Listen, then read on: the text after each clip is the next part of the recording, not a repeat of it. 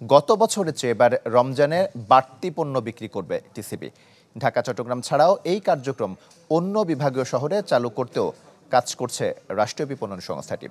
রোজার পুরো মাসে মোট 63 লাখ কার্ডধারীর কাছে বিক্রি করা হবে এসব পণ্য।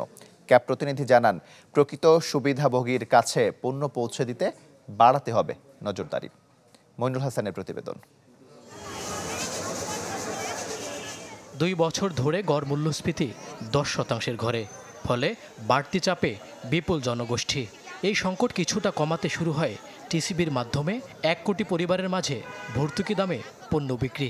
যদিও সেই তালিকা তৈরির ক্ষেত্রে হয় বড় ধরনের জালিয়াতি।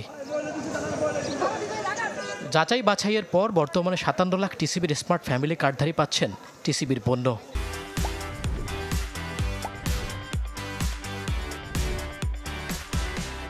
অল্প সময়ে যা উন্নীত হবে 63 লাখে।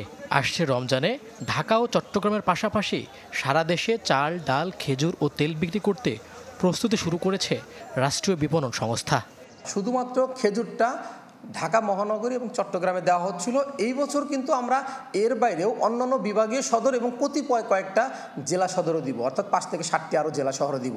তার মানে আমরা কিন্তু গতবারের চেয়ে এইবার কিন্তু আওতা বাড়িয়েছি। রোজার প্রস্তুতি হিসেবে এরই মধ্যে 1,26 লাখ লিটার ভোজ্য তেল, 13,500 টন মসুর ডাল, 6,500 টন চিনি, 10,000 টন ছোলা ও প্রায় 1,600 টন খেজুরের মজুত করছে টিসিবি। একজন কার্ডধারী প্রতি মাসে একবার করে কিনতে পারবেন এসব পণ্য। সংস্থার মুখপাত্র জানান, রোজায় বাজার সহনীয় রাখতে ভূমিকা রাখবে এবারের কার্যক্রম। 28 রমজান পর্যন্ত চালানোর জন্য টিসিবি ডিলারদের দেওয়ার জন্য যতটুকু পণ্য প্রয়োজন হবে তার সবটুকুই টিসিবির কাছে এখন মজুদ আছে এবং পাইপলাইনে আছে, যেটা যথাসময়ে পর্যায়ক্রমে ঢুকে যাবে। আমাদের কোনো ঘাটতি থাকবে না।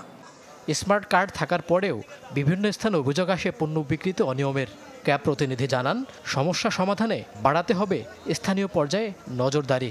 প্রকৃত যারা উপকারভোগী তারা যেন কার্ডের পণ্যটি পায়, নজরদারি ছাড়া কিন্তু আসলে বিকল্প নাই এবং নজরদারিটা করতে হবে যারা এই কাজের সাথে যুক্ত নয় তাদেরকে দিয়ে। এদিকে ঢাকা ও চট্টগ্রামের বাইরে অন্য বিভাগীয় শহরগুলোতে টিসিবির ট্র্যাকসেল কার্যক্রম চালুর উদ্যোগ নিয়েছে সংস্থাটি।